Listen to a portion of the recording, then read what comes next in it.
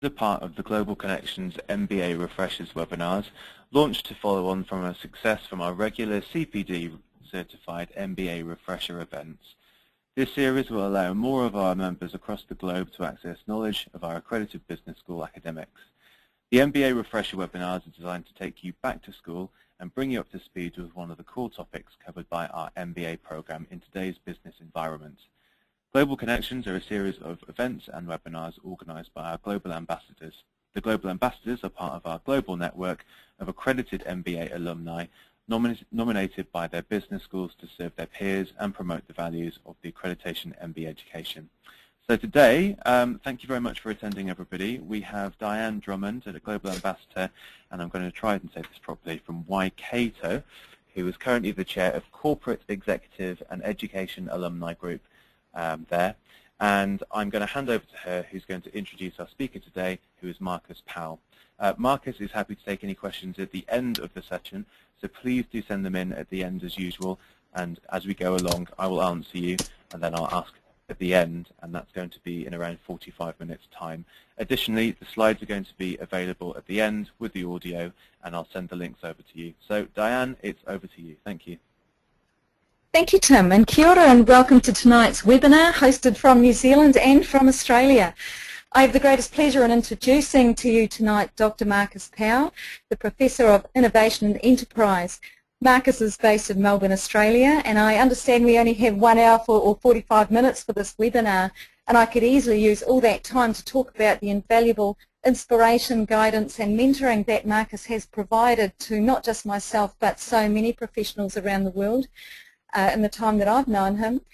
Marcus is a change maker, breaking down old paradigms and then challenging you to see the world with a clarity of vision that I could not have imagined if I hadn't seen it for myself. Marcus is the founder and managing director of EIC Growth, which focuses on enterprise, innovation and creativity. His business has helped shape global business and leaders over the last 33 years, translating the complex into the straightforward. Marcus has worked with over 400 organisations in 5 countries with outstanding success. He not only researches and writes, but he also consults to boards and CEOs on how to implement and measure creativity and innovation. He coaches leaders in organisations and communities as they move to their next position of choice in today's turbulent marketplace. Marcus is also the entrepreneur in residence at the RMIT University of Technology and Design in Melbourne, connecting staff, students and sponsors with opportunities in Australia, Indonesia, Singapore, Vietnam, and I would like to think also New Zealand. Marcus, I'm grateful that you accepted this invitation today to share your insights on creativity and enterprise, and I now hand over to you for tonight's webinar. Thank you.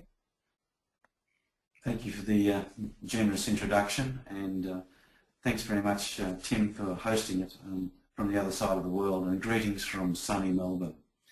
Well, I have been involved in innovation, enterprise, creativity for a long time, and that introduction, I just aged dramatically during the introduction. Have I done that sort of stuff for that long in those places? The answer, ladies and gentlemen, is yes. So what? Now look at this, crazy formula about choice. Does it add up?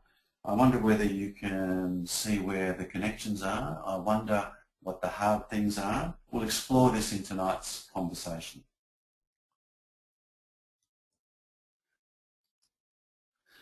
After Mark Twain, and to reinforce that this field that I've worked in for a long time, it's been fascinating, it's been fun, and it actually transforms people in their thinking. It changes communities, and it does indeed impact on a country's approach and mindset. What Mark Twain was writing about, and this is about hindsight. Have you ever had that situation where you've thought of something, that would be a great idea, I'd love to do that. You get distracted, or dare I say it, you get busy checking those emails, and then 6 months later, 12 months later, someone has actually done it. Don't know about you, I hate that. In fact, oh no, they're the entrepreneurs.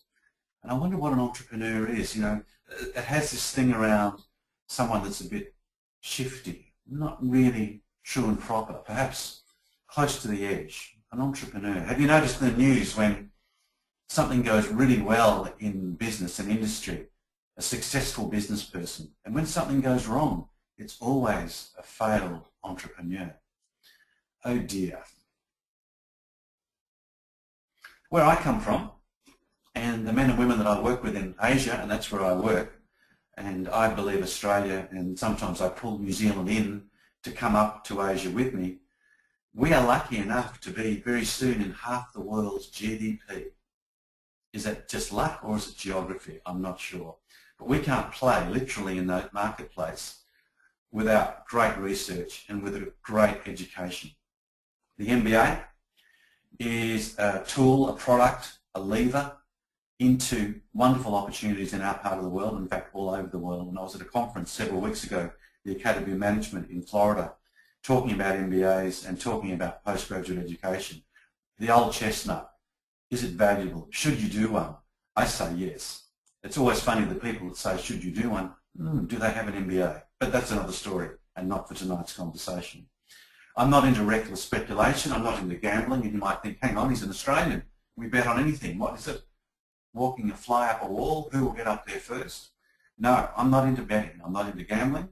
This is my money. I put into businesses. I would like a return. Or is that a bit old-fashioned?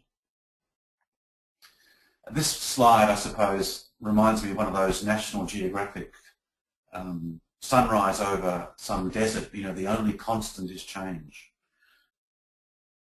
Really? And what about those that are trained to deal with paradox, trained to deal with turbulence? And I often ask, and in fact I was teaching this afternoon to an executive MBA group, I said, who likes change? And all the hands go up, and I said, why do you do this? You don't like change. We are trained to manage variables. We are trained indeed to try and be predictive. And all the hands go down, well, we don't really like change, but we've got to live with it. That's the thing. Do you want to be reactive or indeed proactive, embrace the change and explore the opportunities? Now we can get into perhaps a couple of days conversation about what you think entrepreneurship, creativity, innovation is. We can debate it, we can argue about it. My research has been almost stymied on several occasions by arguments amongst professors on, is that a really good definition of innovation, Marcus? Let's talk about that. I said, why don't we just decide as a company, a community or a country, we believe this is what it is, and then we get on with it. Creativity, making connections others can't see, and I'd like you to think of horse racing as you should. And why do some horses indeed wear these little things over their eyes, these little blinkers or blinders? And the reason is so the horses don't get distracted. It's ironic that the further you go in postgraduate education, the more focused you become. With creativity, you must remove your blinkers so that only then can you make connections that your competitors cannot see. Innovation to me is simply ideas to reality. Can you do it? Can you deliver? Can you execute? You can talk about it, you can plan it, you can lead it, but at the end of the day, can you deliver? Entrepreneurship, to me it's the combination. We add the creative mindset plus the tools of innovation, an entrepreneur to undertake. But I do not apologise for the simplistic view. All the other things that we do in the marketplace are so complicated. Let's start with a simple, powerful premise. We go to school and we're taught that things happen for a reason, which leads to a beautiful system. Therefore, the world is rational, logical, and well ordered. And it makes sense. That's how we're taught. But I would like you all to come back to earth now, because have a look at this. The marketplace is completely out of control. It's chaotic. It's frightening. But to me, if I've got my blinkers off and I stand back from the chaos, I can detect and then foresee the opportunities that arise. So let's start to think about whether or not you want to dive into the details, which we're all taught about in MBAs, or stand back and have a look at the big picture. Is it too late?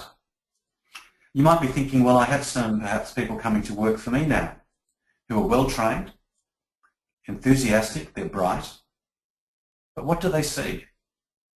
Do they do it the way we've always done it? Or indeed, should we start to think about other ways and other opportunities? Is it too late? I'll tell you a very brief story about my daughter when she was quite young and she was going to a local school, a primary school in Melbourne.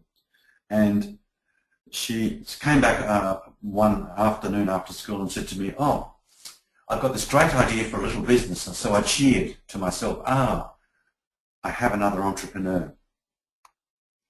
And she said, "What I'd like to do is wash my teacher's cars with 2 girlfriends after school on a Friday night.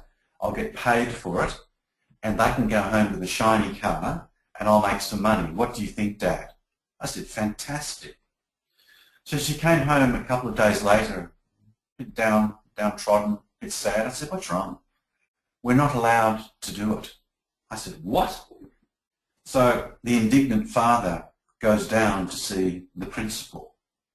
"What is going on?" I said. And this was the response. "Well, we're a little worried about occupational health and safety. Your child might hurt herself washing a car or trip over and pop her head into the bucket and accidentally drown." I could not believe it. So I said, "But what are you really saying?" I said, "That is ridiculous." "Well, there's insurance challenges, there's issues." I said, "What are you really saying?" And I finally got it out of this chap. And he said to me, "Well, she and her girlfriends are showing a lot of initiative. What will that do to the other children at the school? What will they think?" And I said, "Isn't that the point?" So I didn't know what to do, and we talked about it for a while, but we decided to let it all go because, well, what's the point? Have we become complacent and accept that a linear approach is the only way to go? Don't know about where you're living right now listening to this, but our part of the world has become so rule-focused, so risk-averse. I hope you don't trip over something and accidentally fall onto the pavement, and there will be a paperwork warfare following you. Good luck. Can this be true? What about those myths about administration? I was lucky enough to work with a billionaire in Australia for several years, and he had a simple rule. How do you make a quick 10% to the bottom line net the easiest and fastest way in any business structure? And I scratched my head and went back through my learnings, and I thought, well, it must be complicated. He said, "No, you've got to have excellent administration.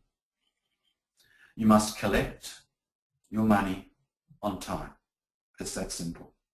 And I suppose when you sit with a billionaire who kept on participating in his global domination strategy, and that was one of his major tenets, and it worked for him, I've tried it, it works for me. The other interesting points around can this be true is management style and culture. And we go a lot about leadership. And leadership is one of those difficult, perplexing, paradoxical things. It's very interesting to try and teach leadership. Maybe you should model leadership. I'm not sure about that, but that's another story. And beware of averages, and look at the good old Excel when I look at financials, the cut and paste, where sales forecasts go beautifully at 45 degrees across the chart. And that works well on Neptune and Saturn, but as we know on Earth, with such chaos in the marketplace, Excel cannot cope with the variances and fluctuations of our markets. Please beware of those numbers. Chaos, turbulence. Can you see the road ahead? You might say, what a corny picture. But it's interesting, we're building such complexity around ourselves. To me, true leadership and the credentials that you have really demand that you can see the path ahead and have the courage indeed to say, follow me, this is the way. I see so many boards now going around all those different pathways, getting deliberately complicated. I sometimes think they're avoiding perhaps making that decision of follow me. So here we go. I was fortunate for 1 year. You may have heard of Edward de Bono, and international reputation in creativity, lateral thinking. And when he set up his World Centre for Thinking in Melbourne, and I said to Edward, why did you pick Melbourne? And he said, it's one of the youngest cities around with little baggage. And I said, what sort of baggage are you talking about? He said, historical, emotional, and intellectual. I didn't know whether that was a backhander or a genuine selection.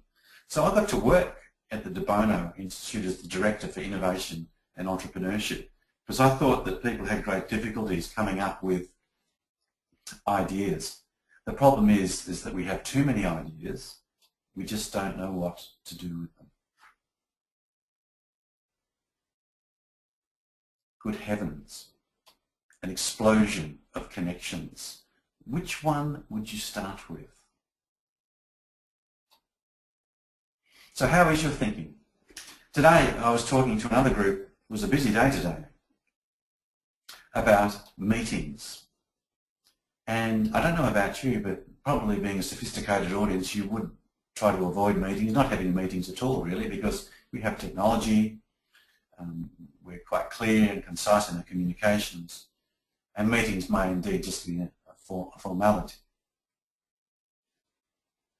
I often accuse people that are in meeting habit mode. They have meetings all the time, and I say now I don't do meetings because meetings are for lonely people. Or is that too controversial? Anyway, it certainly gets a rise if you want to snap out of meeting mode. You can't think at meetings, you produce at meetings. And after all that work, you're paid to what? Produce, or you're paid to think, or you're paid to feel. And I find in today's leadership, in particularly turbulent marketplaces, we're trying to produce robots which people don't respond to. It's people that drive authenticity and quite comfortable expressing their feelings. That's the environment we need to start to think about thinking. Here's a little bit of research for you, is that if you are emotionally tired, you cannot be creative. If you're physically exhausted, you cannot be creative. If you're like a lot of people I know who like to work to a killer deadline, you actually enjoy a chemical called adrenaline. You cannot be creative. So when it gets back to thinking, quite often we, in our meeting approaches, it's still based on the Socratic method, where I'm right and you're wrong, it's adversarial, and we spend a lot of time defending positions as opposed to creating value. So action thinking. And here's some dot points about what I see in terms of effective outputs when you start to think individually and think as a group. The real point about thinking is, because a nice way of saying change, if you want to use change at work, is to use innovation, because innovation is about change. And supporting change is important. It's a priority because we're all frightened of change. Well, most people won't admit it, but it's a primeval thing. We don't like change. And all the change programs I've done in so many different cultures, organisations, political frameworks, religious frameworks, we're all the same. We don't like change. So to support change and behave in the way change could look is absolutely essential. What do you think about the idea of intuition or wisdom? Ever been in a meeting where a challenge, an interesting little problem comes up, and you've seen it 100 times and so many variations, you'll go, the answer is 6, to use a silly example of a number. And all your colleagues will go, can you prove it to me? Where's your business case? I want evidence. I want a report. I'd like a white paper. And you're thinking, well, why am I at the table?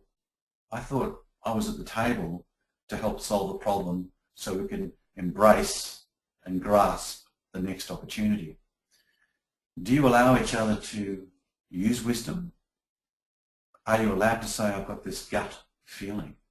Or is that an imprecise way of looking at opportunity? The main thing really is about the communication and the recording of creativity. In the old days, I'm that old, there used to be these things called suggestion boxes, which was a box normally put near where staff congregate, where management would say, with a pencil and a piece of paper, which you pop your ideas in and we'll have a look at them. In the end, they turned into repositories for cigarette butts and old Apple cords. But now we have a new version where we have hubs, idea hubs. And idea hubs are great because you can just bang an idea down the internet into the box of ideas, the idea opportunity box. My challenge to you is that do you open the digital box and have a look? A lot of people say they are trying to do this. They have all the tools, they have the words, they have the labels, they're on their internet, their websites, their business cards, are innovative, creative, but do you actually practice the art? So here's the first quiz for you. Yes, you have to do something, ladies and gentlemen. What's blocking your creativity? In other words, what's the thing that's going to really stop people dead in their tracks? You're looking at a team and they're not coming up with ideas. Oh, here's a little bit of a tip for you. Brainstorming. It's such a negative thing. It seems so adversarial. And I'm not sort of trying to be picky with names, but I like it with De Bono's concept of brain sailing, where we're all in the same boat being tossed around from opportunity to opportunity. Have a think about that. So if you're wondering why your team's not producing ideas, it's either fear, I'm frightened of looking silly, making a mistake. Habit, we've always done it this way. Blind acceptance, well, hey, you're the manager, you're getting paid the big dollars, we'll do what you say. Prejudice, well, it wasn't my idea, but I have to do it. Or stress, and it's not that teenage, oh my God, I'm stressed. It's actual, in fact, your demographic, your age group, MBAs, are presenting disproportionately around the world with medical stress, not being able to cope with the turbulence in the marketplace. I'm sorry to say that, but that's what I'm saying. So we've got to learn to perhaps chill out a little. But of those 5, there's one there that presents more than any other. I wonder whether you have selected it. Pity we don't have a game show format because I could spin the wheel. But the answer is, and I'll pause for theatrical tension, fear. Did you get that right? Thinking, it's not that hard, is it? What about daydreaming? What about imagination? And here's a little reminder for you. Next time you're at the local store or supermarket, look for an adult with a child that's under 5. And you watch that child demonstrating superior imagination, sales and negotiation skills, understanding complexity, understands where everything is in that store. And then as we grow up, we go to school, we become qualified, we do postgrad, and then you go and do a course to remember all those skills that we were hardwired for as children. I've got another job I do, which is fantastic. This is my job description. I get paid by boards to give them permission to play with ideas as they did as 5-year-olds. Can you imagine that for half a day? Can you imagine the fee? Again and again and again. It's relentless. And if you said to me, Marcus, what does it mean to be innovative? I have 3 simple tests. Is it achievable? Is it measurable? And can you do it again? Most of us have studied in case method, the 3 M's, and it's very interesting when I look at this and I go back to them, and as you may have read, you know they were nearly on their knees because they pursued the path of quality, they pursued the path of 360, and it nearly killed their creative ability. And they were famous for those quotes of saying, in your budget, I forget the actual percentage, but 15% of our budget we haven't invented yet. Can you imagine working in a framework like that? They were brought to their knees through compliance, governance, quality. Don't get me wrong, I love the disciplines, but at what cost? So if you said to me, hey, I'm working in an innovative, creative, entrepreneurial organisation, these are the symptoms I look for. You can literally tick them off. Best practice, there it is. Aggressive take-up, and particularly the development of new capabilities and original ideas. Do you encourage and support new thinking? A program that I'm just about to start with a couple of 100 people in an educational institution, they want to embrace the mindset, the tools of innovation. And I said, I'd love to do the job. It's a 3-month job. It's a fantastic opportunity to change a community. And I said, I won't, how's this for pompous, if you will, I won't do the job unless the CEO is present at the start, the middle, and the end. And they looked at me and said, what do you mean? You can't say that, you're the consultant. I said, but I know what works. And I can say that because I've been doing it for a long time. As you know, if the CEO or the managing director is present at the start of a change program, everyone knows it's serious, rather than, hey, let's go away and you go off and be creative and come back and do your normal work. So we need a team, we need measurement, we need a plan, strategies and tactics. Here's the next test. So who got the first one right, which was fear? Here's the second one.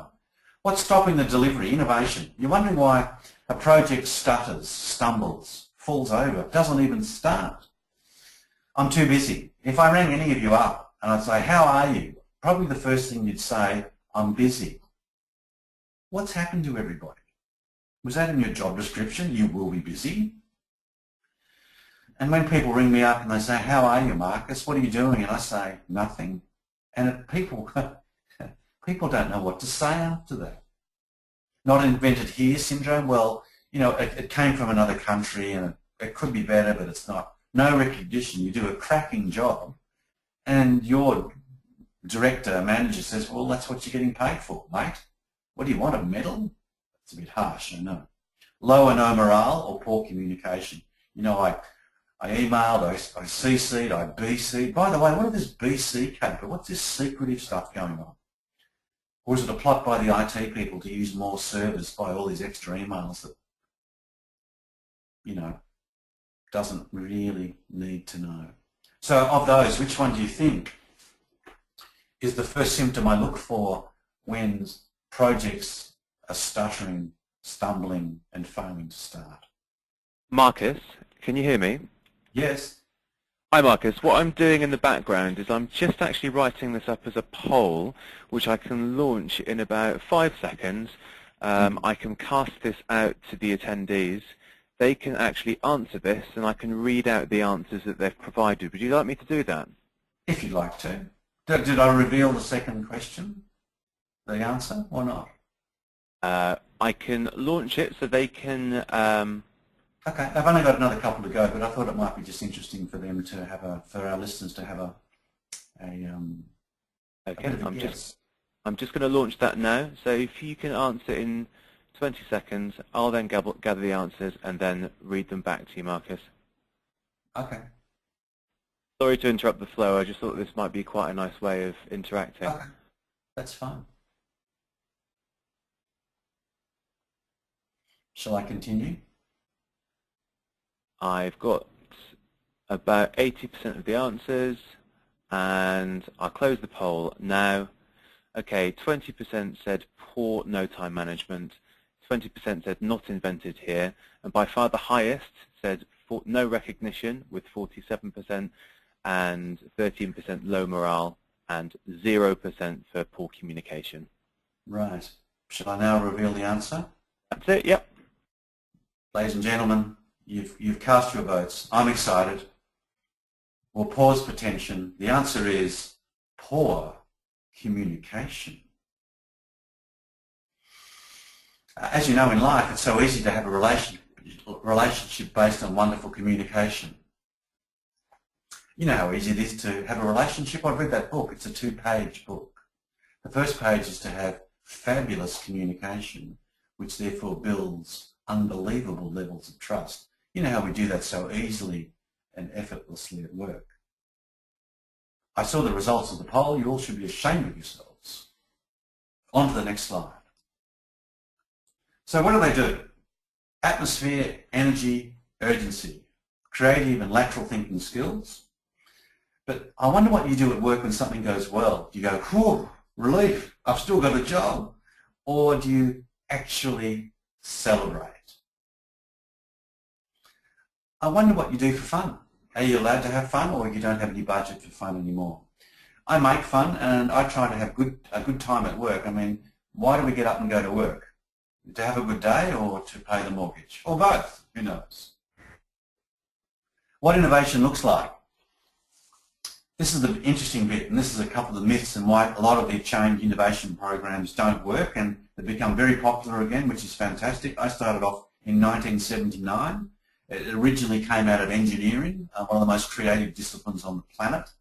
I'll never get an engineer to admit they're an entrepreneur, but that's another story. The other interesting thing to work with is that we need some big picture goals, and for those people that love details, this drives them nuts. Then it's not a separate thing, well, that department are going to do innovation and creativity and the rest of you doing business as usual. We can't do that. Either we're all going to do it or no one's going to do it. Oh, here we go. Are you ready for another test? Now, this is the actual organisation. About what's stopping you here. Is it the politics, the games we play? And I always am mesmerised by people that play politics at work. I tease them by saying, what, aren't you having fun at work? Is your job boring? Tribalism, that's where perhaps marketing and IT gang up on administration, or everyone gangs up on admin, you know that. Financial constraints, it's really interesting. If you have a profound, seductive proposal, the money tends to always appear. How does that work? Insecurity, look, I'm retiring at the end of the year, just don't do anything, please. Steady as she goes, business as usual. Changing policy or lack of, in other words, I love it when new people come into an organisation, they change everything, particularly MBAs, because you know how to do it. Please don't change anything for a little while, because I always say it, I know it's a bit old-fashioned, if it isn't broken, why fix it? And the little or no risk taking. Look, we're pulling in the belts, we're having a tough time here, I understand that, so we're going to do nothing. And we'll hang on, doing nothing, little or no risk, because everything we do at work is a risk. So of those 2, 4, 6, which one do you think I would look for first, because it presents more often than not? And this is only Asia, I can't talk about any other part of the world, so it's a limited survey. And I believe we're going to do, if you could cast your vote, perhaps. Okay, I'm just going to launch this now. Okay, unfortunately, I couldn't add the 6th option. So if you are going to choose the 6th option, please send that to me in the questions tab. Okay, so 20 seconds there.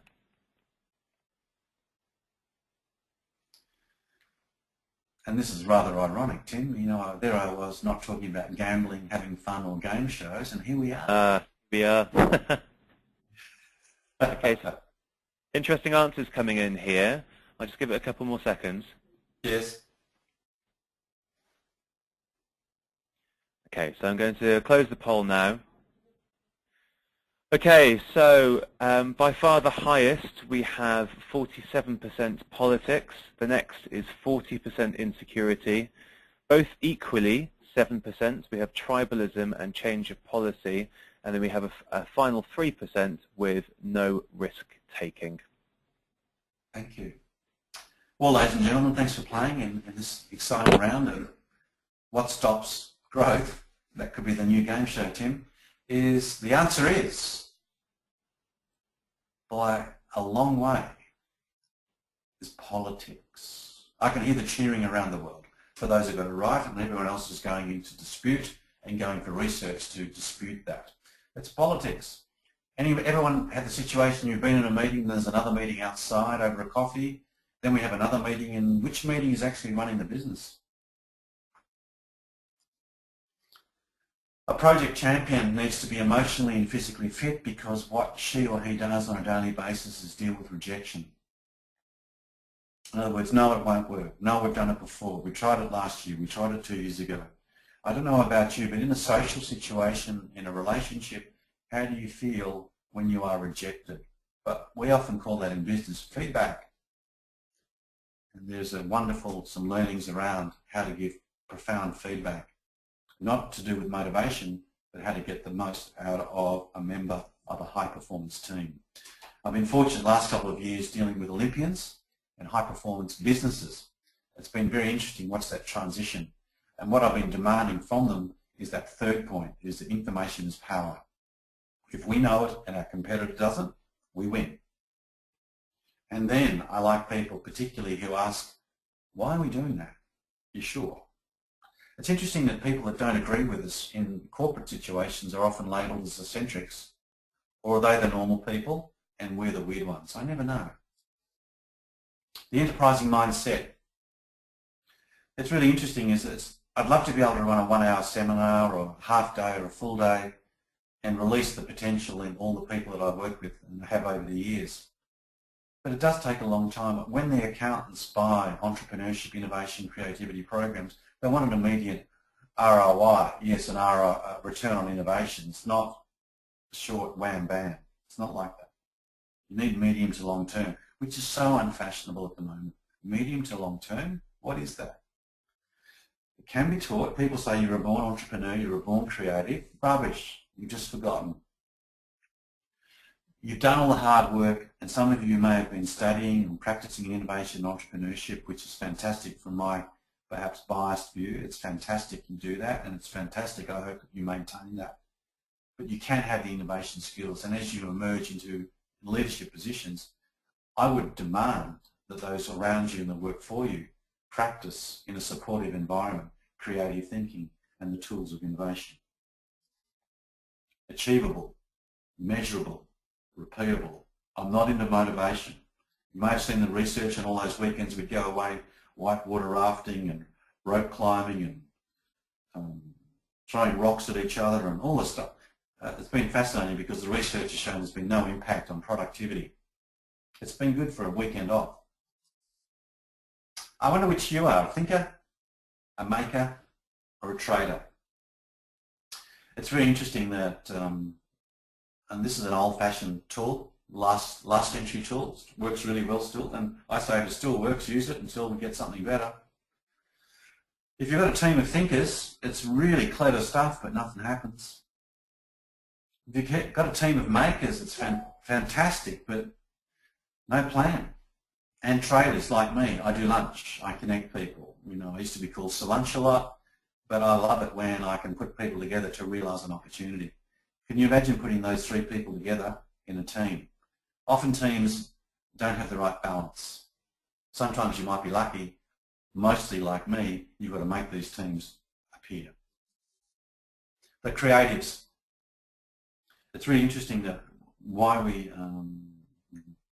particularly from an MBA background and discipline, the creatives are sometimes a puzzle.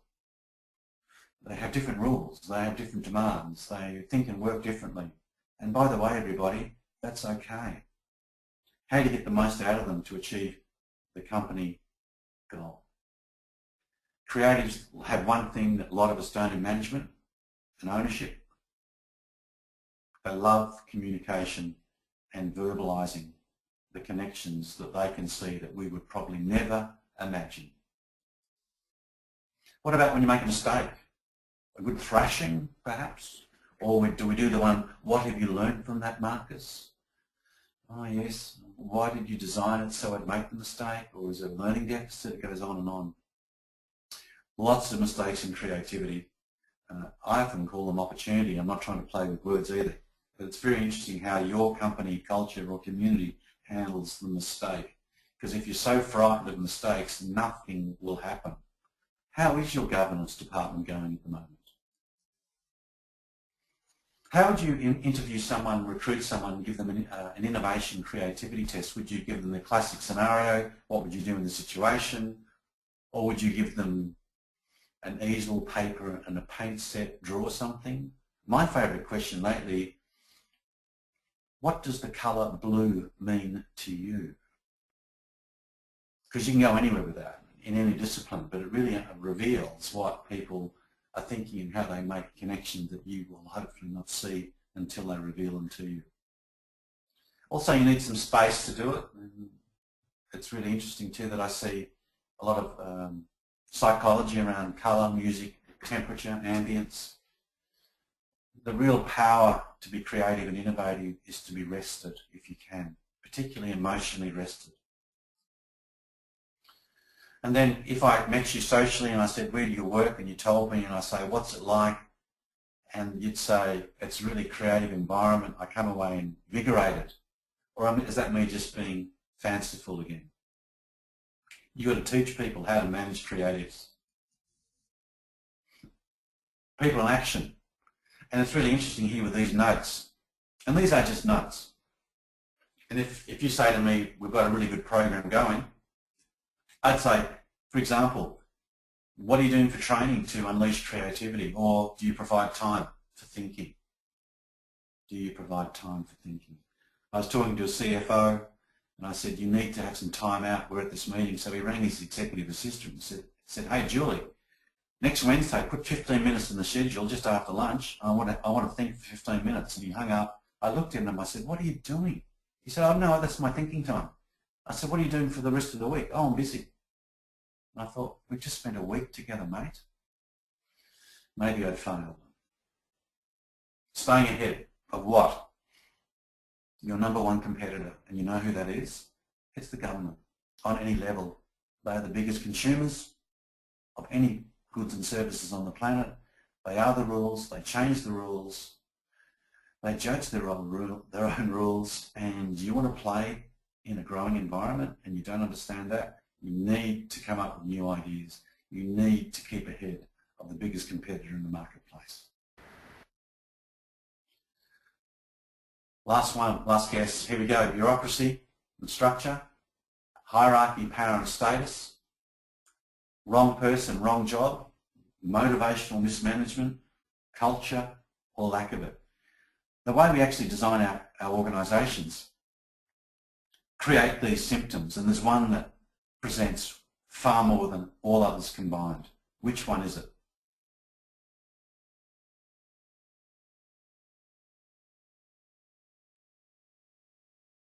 Hi Marcus, you're going to have to speak because I'm just typing these up now. It's going to take me about 30 seconds.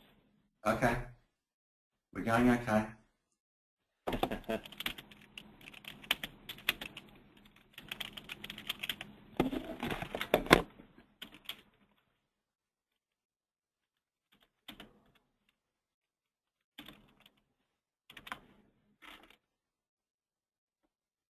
Do you want to quickly talk through each of the options whilst I'm typing them out? So the bureaucracy and structure, about how we build hierarchical structures, lots of layers, power and status. A lot of people think they own power. Remember, power is given to you and it's taken away. You're only a custodian of power. Ever been in a job that can be completely wrong for you and you're wondering every morning for a new excuse of why you don't want to go to work? Motivational mismanagement is basically where you've done a really good job and you're treated appallingly. And culture, that mysterious thing, I always thought it was a yogurt or it's something to do with cheese, but apparently it's the glue, the way people do things around here. If you're wondering why your organisation is getting in the way of growth, there's one there that I look for first. Which one would it be, please? Okay, thank you very much for filling for me. I'm just going to launch this now for you. Okay. Bear with me a second.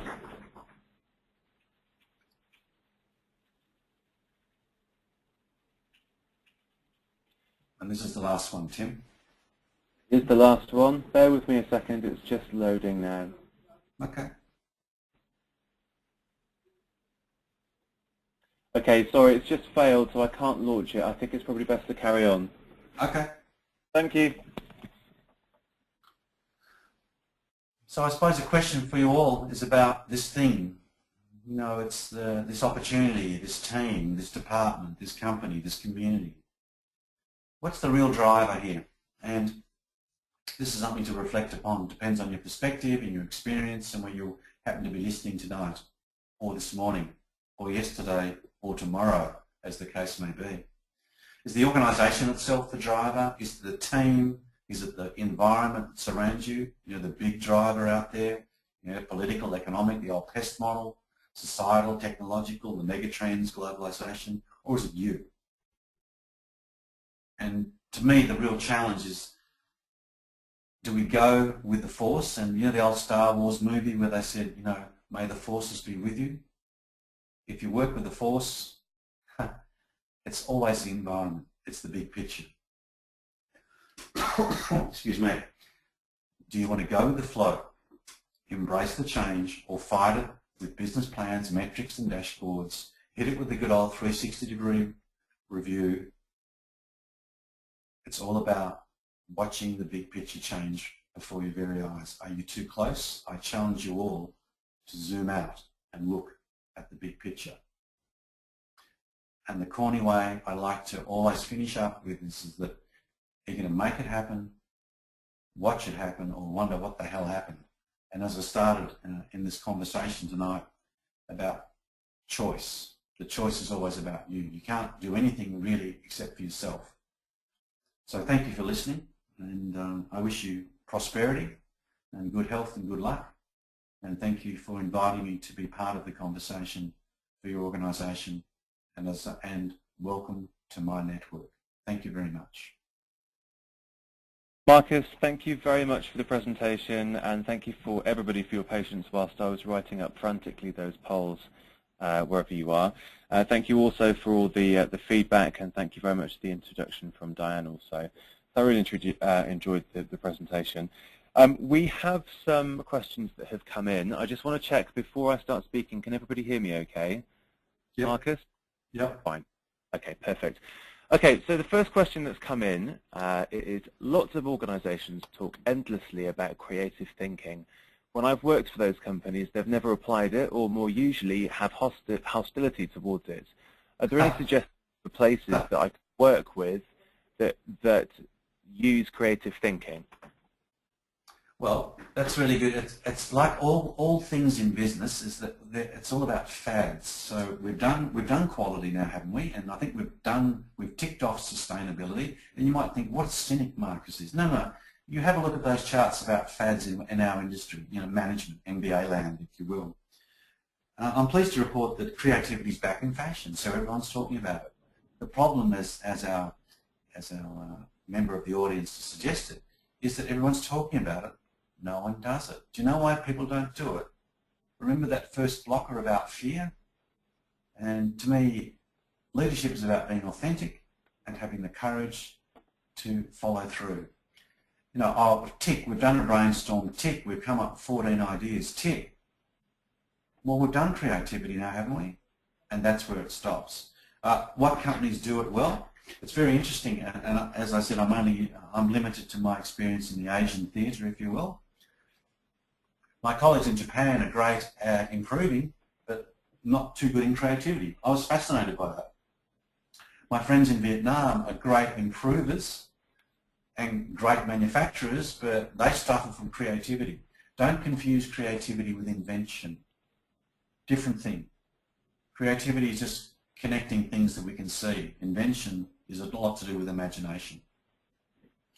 Next time you go and ask to perhaps join an organisation, ask them about their creativity programs. They'll probably go cross-eyed and then unfortunately cross you off the list. It's a really difficult thing, and I wish it was really easy. I wish it was normal, but it's not. Thanks, Jim. Thank you, Marcus. Okay, whilst I'm reading out the next question, I've actually just created the poll for the first round of slides that we have, so I'm going to share that now for you. Okay. So if you can choose one of those, that would be fantastic. Next question is, most of us here today will agree on the importance of creativity and innovation. So why is it so badly rewarded? Why do we undervalue engineers and scientists, and why do we overvalue accountants and bankers who are really dangerous when they get creative or innovative? Good. Well, first of all, I agree with that. I agree with the sentiment, and the reason that the fact is that accountants run businesses, engineers don't. And you go, that's too easy, that's too flippant. No, that's what it is. How many companies? They're the exception. Engineers don't run businesses. And you say that accountants, I'd love to see a creative accountant, one that doesn't go to jail, of course. But creative in terms of the manipulation of the numbers to pay the correct amount of tax, that's their job, that's not creativity. Accountants often confused, and I apologise to any accountants listening, but I know who you are. I used to work in one of the big four. is that they often confuse creativity with motivation. How about a game of golf for the team? What do you think? That's creative. We'll have a bit of fun with the scoring. But then again, one of the big four that I worked for took a bet on me, and I moved to faculty out of a university and created a postgraduate school of innovation and entrepreneurship at Ernst & Young and ran that in 4 countries. If that ain't creativity for accountants, I don't know what is. They were thrilled. I ended up being the Mr. Chips of that school, and we were very successful in teaching what was an MEI, a Master of Enterprise Innovation, very similar to the MBAs. However, we've totally focused on growth. Thanks, Tim. Thank you, Marcus. Just as some feedback, for people that are just feeding back to that question, who shall remain nameless, don't worry. We've had many thank yous for that because I think it's quite a popular question in terms of accountants and bankers who want to be creative. And in fact, one person actually said that they're trying to leave that sector because of that reason, so thank you very much. To follow and go back to the creative strand, the question that's come in, which is, to be creative with all the ambient recommendations such as painted walls, temperature control, space and thinking time, how does a creative manager justify this to a senior director holding the purse strings? Oh, that question has come up a lot, and the first thing is that you take you take the person with the purse into a very plain environment and say, sit here for 5 minutes and imagine with me. Then you take them to a really good environment and say, can you see the difference? That's it. I'm very much about show and tell, the old behavioural stuff. You can write reports, you can produce evidence. If you can get that person to do the before and after. Before, terrible, concrete block, into an ambient, pleasant, inspirational, if you will, inspirational place. If they don't get that, they don't get it. And a lot of people just don't get it because they're too frightened. And they hide behind the convenience of risk management and compliance. Have we all noticed how risk is the new buzzword? I can't wait till we get over that fad, because we'll get onto something else soon. You know that. Thanks, Tim. Okay, thanks, Marcus. That answer was really insightful. Again, we've had some feedback for that. Just to go back to the slides and the polls, I wasn't able to make the last ones work. Apologies about that, but I will send these out with the final presentation at the end. Okay, so if you have any more questions, let me know. The next one is, what is blind acceptance in this instance? And I think that was when you were talking about bankers and accountants moving over. Blind acceptance, really, you see that behaviour where someone that you work for will say, now I'd like you to open the window and jump out the window, please. And you do. You don't even question it. What I find particularly interesting with intelligent men and women, and those people that have persevered, that's the true word about an MBA, you know what I'm talking about here, smart people that have hung in there, and I still see these people blindly accept the directives that is clearly wrong. What's going on? Do you have the courage to say no? And in the current economic environment, a lot of people won't. They'll put up with this stuff and jump out the window. That's an extreme example, an unfortunate example, but I need to make the point because you're going to be asked to do it again tomorrow. Do you want to?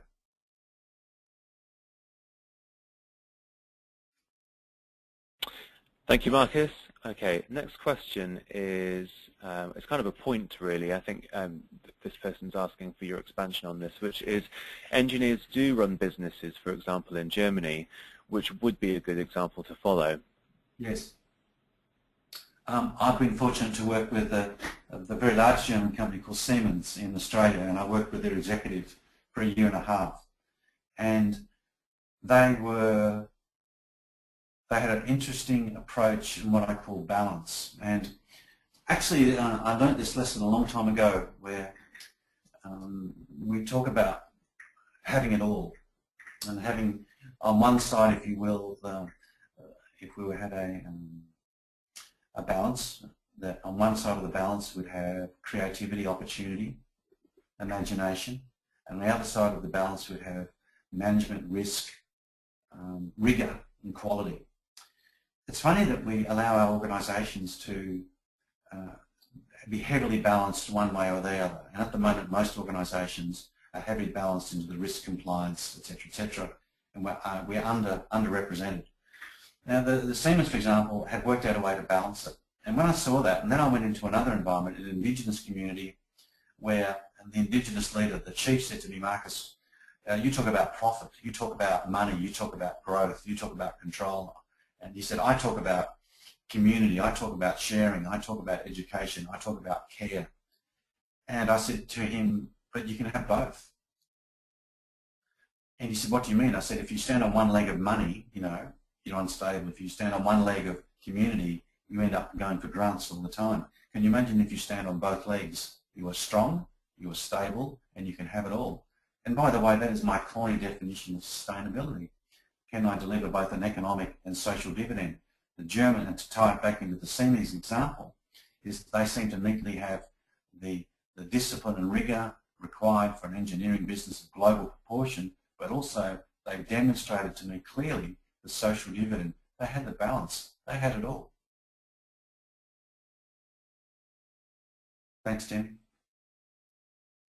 Thank you, Marcus. For one final question we have here is there an argument that change management and innovation is actually risk, and this should be more risk management than creativity and innovation management?